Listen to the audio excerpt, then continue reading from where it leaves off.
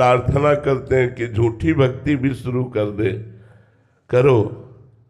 भगवान सच्चे सच्चिदानंदमय हैं, यदि झूठ से भी करोगे तो सत्य मान लेंगे, और वो सत्य मान लेंगे तो आपकी भक्ति सच्ची हो जाएगी, आपकी भक्ति सही होने लगेगी। भगवान से झूठ से भी जुड़ो तो तुम, नाटक भी करो तो तुम थोड़ा, एक दिन सही भक्त बन जाओगे। झूठा खेले साचा होए, और साचा कोई बिरला, सत्य भाव से तो कोई बिरला ही चलता है। हम सब सकाम भाव से, ऐसे ऊपरी भाव से जुड़ते हैं, और धीरे धीरे धीरे धीरे हमारा भाव भगवान स्वीकार कर लेते हैं और हम सच्चे भक्त बन जाते हैं। हाँ, एक बात है, भगवान को आप भाव नहीं दे पा रहे और भक्ति कर रहे हैं, ये एक अलग मार्ग हो गया।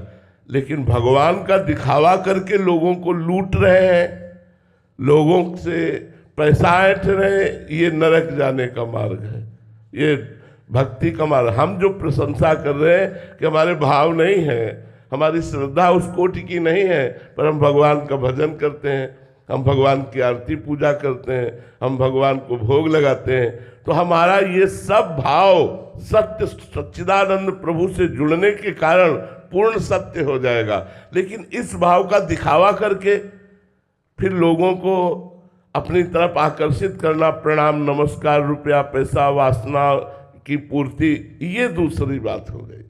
अगर दिखावा करते हो तो उसे शास्त्रीय भाषा में पाखंड कहते हैं, दंभ कहते हैं, फिर वो तो नरक का मार्ग हो गया।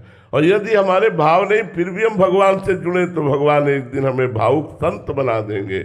भाव में अपिचे सुदुराचारो भजते माम अनन्य भाग साधु समंतव्या सम्यक व्यवसिता हिस्सा।